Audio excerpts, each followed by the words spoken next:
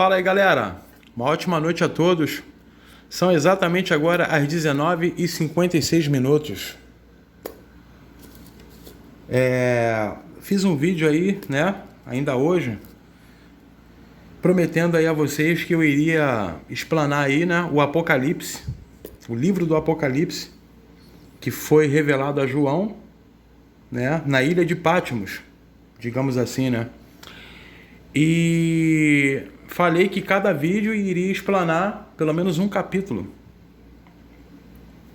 de todo o livro, né? Desde o capítulo 1 até o capítulo 22. E estarei falando aí um pouco, tá? Em cada vídeo a respeito de um capítulo. E vou começar com o capítulo 1, beleza? Então vamos lá.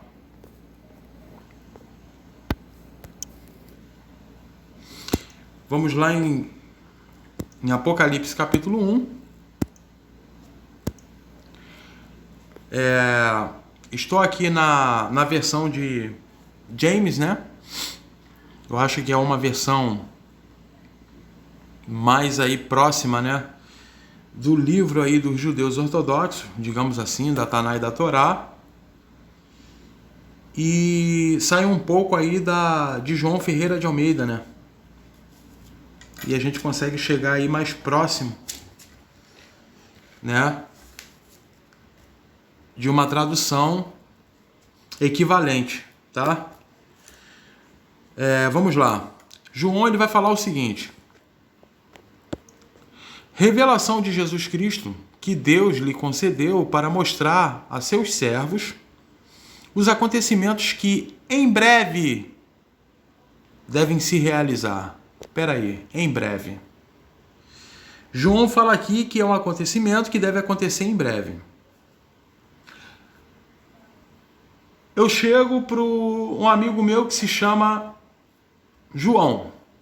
Chego para o João, pô, João, o negócio é o seguinte: em breve eu vou estar na tua casa para poder realizar um trabalho. Ou uma festa que ele for fazer lá para a família dele e tudo mais. Eu simplesmente falo isso, prometo isso para ele. Mas espera aí, eu vou levar mais de 2000 anos para poder estar na casa de João? É isso mesmo? Vê se faz sentido isso. Porque em breve, o que significa em breve? Em breve é uma coisa que está prestes a acontecer. Essa é a lógica. Essa é a lógica. Vírgula.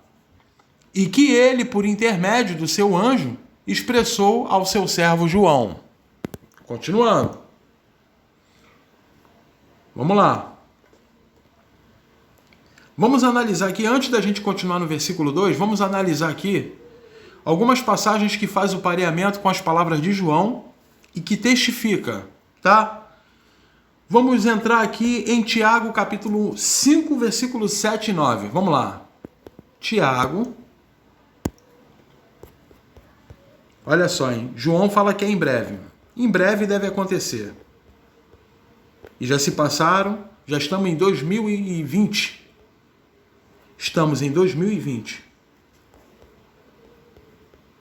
Olha só o que Tiago vai falar, hein? Tiago, capítulo 5, versículo do 7 ao 9. Olha aí, ó. Portanto, meus irmãos, sejam pacientes até a vinda do Senhor. Lembrando que Tiago aqui está falando com as 12 tribos dispersas, tá? Observai como o lavrador aguarda o precioso fruto da terra, esperando com paciência até que receba as primeiras chuvas do outono e as que encerram a primavera. 8. Preste atenção. Sede vós, está falando para eles lá, igualmente perseverantes. Fortalecei o vosso coração, porquanto a vinda do Senhor vai demorar muito. Mas como que vai demorar? Vai demorar mais de 2020 anos. Vê se é isso que está escrito aí, meus manos. Vê se é isso que está escrito aí, que vai demorar muito, vai demorar pra caramba. É isso que está aí? Ou está escrito próximo? Porque próximo, qual é o significado de próximo? É que está perto. Está prestes a acontecer. Esse é o sentido de próximo. Versículo 9. Olha aí, ó. Irmãos, não vos queixeis uns dos outros, para que não sejais também assim julgados. Eis que o juiz está às portas. É a mesma coisa de eu chegar aqui, caramba, cara, minha filha está às portas. Eu falo isso, minha filha está às portas. Algum ente querido meu está às portas aqui. Ou seja, a minha filha ou um ente querido simplesmente vai demorar 2.000 e brau. Mais de 1.800 e brau, mais de 1.900. Mais de 2.000 anos. Para poder chegar até aqui em casa e me ver. Vê se faz sentido isso, vê se tem lógica uma coisa dessa. Não faz sentido nenhum. Não tem lógica. Não tem, pô. Olha só, hein? Preste atenção, não para por aqui não, hein? Mateus capítulo 24. Olha lá, ó. Testificando com as palavras de Apocalipse, capítulo 1 de João. Olha só, Mateus 24. Que testifica também. Olha só. 24, versículo 33. Presta atenção, ó. Da mesma forma, vós quem? Somos nós nos dias de hoje? Claro que não. Está falando para os discípulos, para os apóstolos, aqueles que estavam lá perto dele, ouvindo as palavras dele.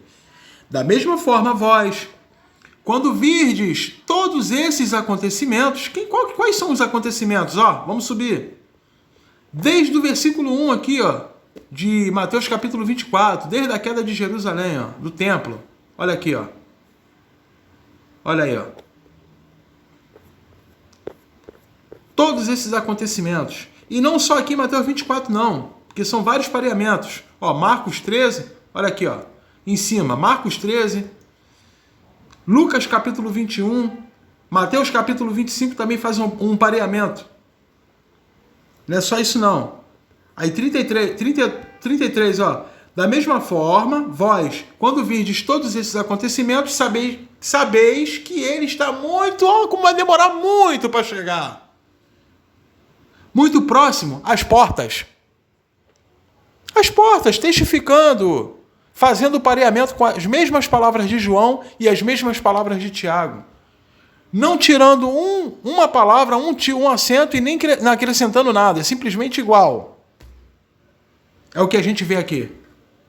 Olha o versículo 34. Com toda a certeza, eu vos afirmo, para quem que ele fala isso? Para os discípulos. Que não passará esta geração. Esta. Pronome demonstrativo que está no singular.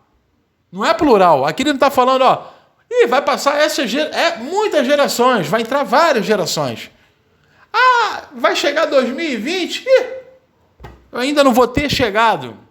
Eu ainda não vou chegar. Eu ainda não vi. Não estarei vindo ainda. E ainda estarei para vir. É isso que ele está falando aqui. É simplesmente colocar Jesus Cristo como mentiroso. Não tem como refutar isso aqui. Não dá. Não dá para refutar. Com toda certeza, eu vos afirmo. Estou certo. Em verdade vos digo. É o que ele fala aqui, vírgula. Que não passará esta geração. Nas Escrituras, cada geração são 40 anos.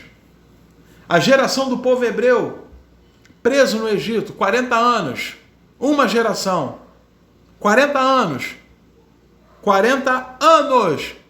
Olha quantas gerações já passaram até 2020. Vê se tem como refutar Mateus capítulo 24, versículo 34. Não dá para refutar isso aqui, cara. Não tem como. Até que todos esses eventos se realizem. Não passará esta geração até que todos esses eventos realizem. Olha aqui os eventos, ó. Todos eles. E não é só Mateus 24, é Lucas capítulo 21, Mateus capítulo 25, Marcos capítulo 13, e não só as palavras de Lucas, de Jesus Cristo, não. Tem as palavras de Daniel também, que não vem o caso eu falar sobre elas agora. Né? Os próximos vídeos que eu for falando de outros capítulos do Apocalipse, a gente vai entrar no livro de Daniel. Mas olha aí, ó. É isso aí, cara. Aí a gente vai lá, ó, um pareamento, Lucas capítulo 21, preste atenção, olha aí, ó. Lucas capítulo 21, versículo 31, 32, para não ficar muito redundante. Olha aí, ó. Ele enviará os seus anjos com poderoso som de trombeta. Peraí, deixa eu ver se eu estou botando certo aqui. Rapidinho, deixa eu voltar aqui. É Lucas 21, pô. Eu estou aqui no Mateus ainda. Desculpa. É Lucas 21. Olha só, Lucas 21. Preste atenção, Lucas 21, capítulo 31, 32. Olha aqui, ó. 31, 32, ó. Da mesma forma, quando notardes que estes eventos começam a ocorrer, sabei, olha aí, ó, que está próximo o reino de Deus. Vê se ele está falando aqui que está muito longe, quando todos esses eventos aqui, ó, começassem a acontecer. Todos os eventos. De Lucas capítulo 21. Inclusive ele vai falar aqui, né, da destruição do templo, da invasão de Jerusalém, e que eles aqui, ó, em 24, seriam sucumbidos, né, ao fio da espada. E hoje nenhuma nação luta a fio de espada, né? Mas não vem o caso. A gente não vai falar sobre isso agora, para a gente não deixar esse vídeo muito longo. Mas olha aí, ó. Da mesma forma, quando notardes que este evento começam a ocorrer, sabei que está próximo o reino de Deus. Olha só o 32. Com toda a certeza vos seguro, ou seja, em verdade vos digo, com toda certeza, que de modo algum passará esta geração sem que todos esses fatos aconteçam. Agora preste atenção aqui, ó, em Lucas capítulo 21, na destruição de Jerusalém. Olha só, hein?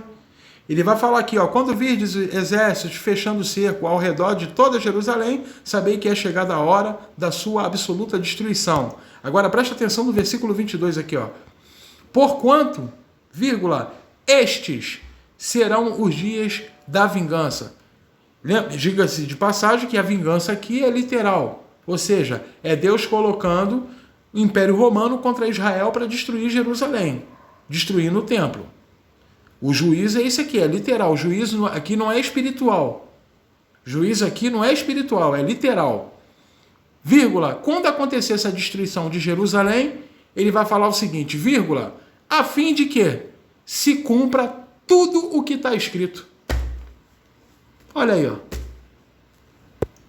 Aí no versículo 24, eles sucumbirão ao fio da espada. Qual é a nação que luta a fio de espadas nos dias de hoje? Não tem, não existe, pô. Tem como trazer isso aqui para os dias de hoje? Não dá, pô. É loucura. Não faz sentido nenhum. Vamos voltar lá para o Apocalipse. Olha aí, ó. Apocalipse capítulo 1, hein? Lembrando, galera, que eu estou indo para as outras passagens para fazer o pareamento, tá? Porque também não adianta a gente só ler o livro do Apocalipse. Não. A gente tem que fazer o pareamento e entender o porquê mais ou menos João, tá? Veio relatar todas essas revelações aqui, né? Dada para ele através de Jesus Cristo. Através do anjo, né? Vamos lá. Versículo 2. O qual comprovou tudo quanto viu da palavra de Deus e o testemunho de Jesus Cristo. 3. Bem-aventurados os que leem, bem como os que ouvem as palavras desta profecia. A palavra desta aqui significa o quê? O que significa a palavra desta aqui? A palavra desta é um pronome demonstrativo que está no singular. Aqui ele não está falando destas profecias ou destes livros. Ele está falando desta profecia, ou seja, ele aqui está demonstrando o livro do Apocalipse. É uma demonstração do livro do Apocalipse em específico. Então ele não está falando aqui de toda a Bíblia, de todo o conjunto de livros. Não é isso que está sendo dito aqui. E obedecem às orientações que nelas estão escritas. Porquanto o tempo desses eventos, olha como que vai demorar muito. Olha aí, ó, está às portas, testificando com as palavras de Tiago, com as palavras de João. Correto? A não ser que a gente venha falar que Jesus Cristo simplesmente é um mentiroso. Porque para refutar isso aqui, só fazendo isso. Vamos lá. Beleza. Versículo 4. João, as 7 igrejas que estão na província da Ásia. Espera aí. E querem colocar as igrejas da Ásia como se fosse nos dias de hoje. Não, pô, mas as igrejas que estão aqui nos dias de hoje, que são as igrejas protestantes, são as mesmas que estão lá na Ásia. Não, espera aí, pô. Aí a gente vai entrar dentro da história. Vamos ver se é isso mesmo. Vamos lá. Preste atenção aí. Quem são as igrejas que estão aqui nos dias de hoje e de onde que elas vieram? Olha aí, ó. Catolicismo romano, instituído por quem? Constantino no ano 313 depois de Cristo. Aí a gente tem aí algumas, as principais. É claro que uma árvore dessa aqui tem muito mais quantidades. Afinal de contas, são mais de 60 mil denominações só hoje. Nos dias de hoje, no pleno século XXI, no ano 2020, mais de 60 mil denominações. Isso é aquelas que têm o CNPJ, né? Tem essas, os que têm CNPJ. Eu não estou contando aqui a Igreja Católica, que é... A Igreja Católica eu não estou contando, e não estou contando aquelas que são instituídas aí através do fundo de quintal. Eu não estou contando com essas. Olha aqui, ó. Católica Romana, Luterana. Da Luterana sai a Anglicana, da Anglicana sai a Metodista. Aí da Luterana vem a Presbiteriana, Batista. Aí vem a Nova Vida, Assembleia de Deus, IURD, Universal, Renascer, demais denominações, Mundial, Deus e Amor. Olha quantas denominações religiosas a gente tem nos dias de hoje. Olha quantas. E todas elas saíram da onde? Do catolicismo. Todas. E querem colocar simplesmente as 7 igrejas da Ásia, né? Como se fosse as igrejas instituídas nos dias de hoje com CNPJ, que é um absurdo. É um absurdo. João, ele escreve aqui uma carta para as 7 igrejas da Ásia, habitada em um mundo ocomene, um mundo habitado, as igrejas que eram existentes lá. As cartas de João, elas tiveram endereço. Elas foram endereçadas, específicas, para passar uma informação que Jesus Cristo quis que ele falasse especificamente para as 7 igrejas que estavam lá na Ásia, habitada lá naquela época, em um mundo ocomene, ou seja, em um mundo habitado. Aí ele vai falar: graça e paz a vós outros, da parte daquele que é, que era e o que há de vir, e da parte do cétuplo, espírito, que é a mesma coisa de 7 espíritos, ou 7º espírito, 7 espíritos, que o assiste diante do seu trono. Vamos lá, vamos continuar. 5. E de Jesus Cristo, que é a testemunha fiel, o primogênito dentre os mortos e o soberano dos reis da terra. Quem são esses reis da terra, hein? Esses reis da terra são exatamente todos os reis que lutaram contra Israel, desde o Egito até o Império Romano. E a gente pode fazer a contagem. Qual é a contagem? A primeira contagem é quem? Vamos analisar aqui o seguinte. Vamos lá. Prestem atenção. Olha aqui, ó. A primeira contagem. Olha aqui, ó. Egito. Ó. Egito foi o primeiro. Depois Assíria. Terceiro, Babilônia. Egito e Assíria, ela não entrou. Por quê? Por que essas duas não entraram? As duas não entraram porque já tinham caído, tá? Já tinham caído. Então, na verdade, quem estava em vigor quando Daniel escrevera o livro de Daniel era a Babilônia. Então, a Babilônia foi a primeira fera da estátua do rei Nabucodonosor da Babilônia. Depois da Babilônia entrou Medo-Pérsia. Depois da Medo-Pérsia veio a Grécia, que é o 5º reino, a 5ª besta que emergiu. E depois o 6º, o Império Romano. Beleza? Só para vocês entenderem. Vamos voltar lá. Deixa eu tirar aqui. Olha só, hein?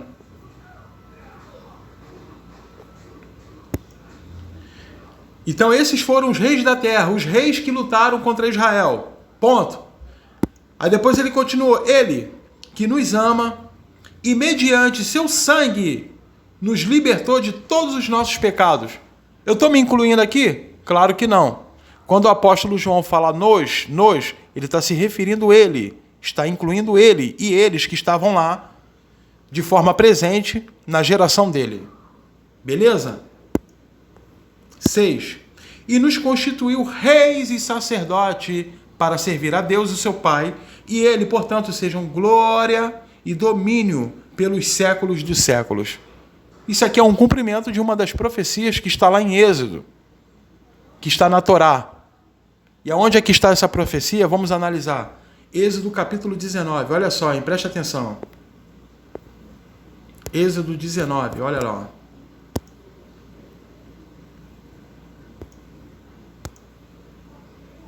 Versículo 5. Ó. Agora se ouvirdes a minha voz e obedecerdes a minha aliança, sereis como o meu tesouro pessoal dentre todas as nações, ainda que a terra toda seja minha propriedade. Para quem que ele está falando isso? É para nós brasileiros aqui nos dias de hoje? Para mim? Claro que não. Olha só o contexto. Vós sereis para mim um reino de sacerdotes. Não é o que está lá em João? Não foi o que eu li lá? No versículo 6, se eu não me engano lá? Daqui a pouco a gente vai voltar lá. Sacerdotes e uma nação santa. Uma nação santa. Está no singular, não é plural. Aqui ele não está falando de várias nações, outras nações. Ponto. Estas são as palavras que dirá aos filhos dos brasileiros. É isso que está escrito aí? Ou aos filhos de Israel? É o que está escrito aí. Agora vamos voltar lá para João. Olha só, hein? Em Apocalipse capítulo 1, versículo 6, ó. Olha lá. E nos constituiu reino e sacerdotes, se cumprindo Êxodo capítulo 19, para servir a Deus, seu Pai, a ele, portanto, sejam glória e domínio pelos séculos dos séculos. Amém. Versículo 7. Eis que ele vem com as nuvens, e todo olho verá. Será que esse todo olho aqui é o mundo cosmos? Não tem como ser o mundo cosmos. Por que que não tem como ser o mundo cosmos? Por quê? Porque na palavra verá aqui, não é um ponto final, existe uma vírgula aqui. Tem um contexto. Olha só o contexto. Vírgula, até mesmo aqueles que ultrapassaram. Mesmo aqueles que ultrapassaram, simplesmente iriam ver Jesus Cristo vindo sobre as nuvens do céu. E quem foram aqueles que ultrapassaram Jesus? Foram os oficiais romanos, que enfiaram simplesmente a lança em Jesus Cristo enquanto ele estava na cruz. E o próprio Messias aqui, o próprio Jesus Cristo aqui, ele promete que esses que enfiaram a lança em Jesus Cristo iriam ver ele vindo sobre as nuvens do céu. E diga-se de passagem que vir sobre as nuvens não é literal, não é simplesmente Jesus Cristo vir voando num cavalo e esse cavalo jogando fogo pela boca, não é isso. Ouvindo um monte de anjos flutuando, batendo asas e cortando todo mundo com a sua espada de fogo. Não é isso. Isso é uma fantasia criada pela Margaret MacDonald. Isso não existe. Vir sobre as nuvens do céu é simplesmente Deus usar o Império Romano para poder destruir Israel. E por qual motivo? Porque Israel, Jerusalém, na verdade, né, matou os profetas e apedrejou aqueles que foram enviados pelo próprio Cristo. Essa é a lógica. E depois ele vai falar, vírgula, e todas as tribos da terra se lamentarão por causa dele. Quem são essas tribos? São as 12 tribos de Israel. Tiago, em capítulo 1, ele escreve as cartas, né? para as 12 tribos de Israel que já estavam lá dispersas, já eram existentes. E por que isso? Porque quando Jesus Cristo morre na cruz, simplesmente traz as 10 tribos que estavam perdidas em outras nações e consegue juntar elas com a casa de Judá, que eram apenas 2 tribos que estavam lá, que era Judá e Levi. Porque existiam 2 casas. Antes da crucificação de Jesus Cristo, existiam 2 casas. E essas casas, simplesmente, elas são juntadas, se cumprindo aí a profecia de Amós, na restauração do tabernáculo caído de Davi. A questão é essa. Mas vamos continuar. Vamos lá, hein? Isso já é um outro assunto para a gente não fugir aqui do nosso Apocalipse, capítulo 1 de João. Beleza? Olha só. Ele vai falar que todas essas tribos da terra se lamentarão, né? Por quê? Por causa da grande perseguição por parte dos imperadores, começando ali pelo César Nero, que foi o início da grande tribulação ali em 62 aproximadamente, depois de Cristo. Correto? Aí depois ele vai falar, eu sou o Alfa, o Ômega, né? Declara o Senhor Deus, aquele que é, que era, o que há de vir, o Todo-Poderoso. Versículo 9. Eu, João, irmão e vosso companheiro de sofrimento. Em outras linguagens está escrito, companheiro na tribulação. Porque já era o início de uma grande tribulação. Já era o início de um grande sofrimento. João ele estava preso na ilha de Patmos. Como o Apocalipse foi escrito antes do ano 70, é óbvio que quem prendeu João na ilha de Patmos foi Nero. Não podia ter sido outro imperador. O Apocalipse não foi escrito, né? Depois do ano 70, inclusive eu tenho como argumentar isso, porque no Apocalipse 2 e no 13 a gente vai ver isso nos próximos vídeos, e até no Apocalipse 11, né? Vai estar lá, o templo ainda estava de pé, João mede o pátio do templo, João vai falar, vai escrever lá, vai estar escrito lá também, né? Do templo de Jerusalém que foi chamado de sinagoga de Satanás. Então a gente vai ver tudo isso. Então João, ele vai falar, eu, João, irmão vosso companheiro de sofrimento no reino e na perseverança na fé em Jesus, estava na ilha de Patmos por causa da palavra de Deus e do testemunho de Jesus. Né? E diga-se de passagem que João ele ficou preso na ilha de Patmos para poder se cumprir o que Jesus Cristo falou em João capítulo 21, né?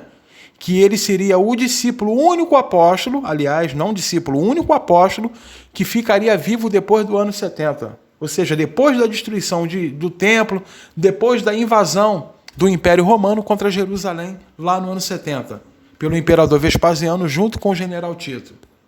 Né? Em João capítulo 21, eu não vou colocar aqui para não ficar muito grande o vídeo, tá? Senão a gente vai perder muito tempo. Mas depois vocês podem pesquisar aí. João capítulo 21 vai falar lá. Né? E isso tinha o objetivo de João ficar vivo. Por quê? Porque ele precisava testificar as palavras de Jesus Cristo no Apocalipse. Simplesmente por isso. O objetivo foi esse. Correto? Vai falar aqui, pretérito imperfeito, ou seja, passado. Estava na ilha chamada Patmos, ou estava na ilha de Patmos, por causa da palavra de Deus e do testemunho de Jesus. Por que ele fala que estava na ilha de Patmos? Na ilha de Patmos não tinha. Como João escreveu o Apocalipse lá, com todo o regime, né, adotado pelo César Nero, não tinha como. César Nero, um dos caras mais malditos que o Império Romano pôde ter como rei. Não dava. Não tinha como. Não tinha como. Um dos caras mais cruéis, cara, do Império Romano. Não dava. Então, com todo o regime que tinha lá dentro da ilha de Patmos, onde o apóstolo João simplesmente passava por todo aquele sofrimento, como que ele simplesmente iria conseguir escrever o Apocalipse na ilha de Patmos? É óbvio que ele iria escrever depois da ilha de Patmos. Ou seja, quando estivesse já na cidade de Éfeso, é claro. Agora preste atenção no versículo 10. E no dia do Senhor achei-me exaltando no espírito, quando ouvi de trás de mim uma voz forte, como o som de trombeta, que dizia, escreve em um livro, e o que você vês envia-os estas 7 igrejas. Né? Mas para muitos líderes religiosos, para muitos teólogos, para muitos que falam aí, não, porque eu entendo do Apocalipse, não, porque eu sou um bambambam, eu sou o brabo, eu fiz faculdade de teologia, eu sou isso, eu sou aquilo, simplesmente colocam isso aqui como se João estivesse escrito isso aqui para os dias de hoje, para as igrejas que estão aqui. As 7 igrejas que estavam habitadas na Ásia, em um mundo ocomene, um mundo habitado. Éfeso, Esmirna, Pérgamo, Tiatira, Sardes, Filadélfia e Laodiceia. E querem colocar isso aqui para os dias de hoje, que não faz sentido nenhum. Não faz sentido nenhum. Versículo 12. Voltei-me para observar quem falava comigo. E voltando-me, vi 7 candelabros. 13. E entre os candelabros alguém semelhante a um ser humano, vestido uma longa túnica, que chegava aos seus pés, e um cinturão de ouro ao redor do peito. 14. Sua cabeça e seus cabelos eram brancos como a lã, tão brancos quanto a neve, e seus olhos como uma chama de fogo. 15. Seus pés reluziam com o metal quando é refinado em fornalha ardente, e sua voz como o som de muitas águas. 16. Tinha em sua mão direita 7 estrelas, e de sua boca saía uma espada com 2 gumes afiados. Seu rosto era como o próprio sol quando brilha em todo o seu esplendor. 17. Assim que o admirei, caí aos seus pés como se estivesse morto. Então ele colocou sua mão direita sobre mim e disse: não tenhas medo, eu sou o primeiro e o último. Então aqui a gente já consegue perceber que aqui é uma revelação, é uma visão que ele está tendo de Jesus Cristo, é óbvio. Não tem como ter dúvida sobre isso. 18. Eu sou o que vive, estive morto, mas eis que estou vivo por toda a eternidade, e possuo as chaves da morte e do inferno. Portanto, escreve sobre tudo o que tens visto, tanto os eventos que se referem ao presente como aqueles que sucederão depois desses. Este é o mistério das 7 estrelas que viste na minha mão direita e dos 7 candelabros de ouro. Aí ele vai falar aqui o significado das 2 numerologias 7, que são os 7 candelabros e as 7 estrelas. 2 pontos. As estrelas são os anjos das 7 igrejas e os 7 candelabros são as 7 igrejas. Que igrejas são essas? As que estão aqui nos dias de hoje? Claro que não. As 7 igrejas da Ásia habitada em um mundo ocomene, um mundo habitado lá na geração de Jesus Cristo e na geração de João. São eles, e não nós aqui nos dias de hoje. Falar que as 7 igrejas da Ásia são as igrejas que são construídas aqui por CNPJ, por homens comuns, cara, é simplesmente uma piada. É simplesmente uma piada, não faz sentido nenhum. Não tem lógica. Não tem lógica. Não faz sentido nenhum um negócio desse. Nenhum. E quando fala de anjos aqui, está se referindo a mensageiros, tá? 7 mensageiros, ou seja, aqueles que estavam de frente às 7 igrejas da Ásia. Então, todas as cartas do Apocalipse de João, todas elas praticamente vai vir, né, por simbologias, por figuras de linguagem.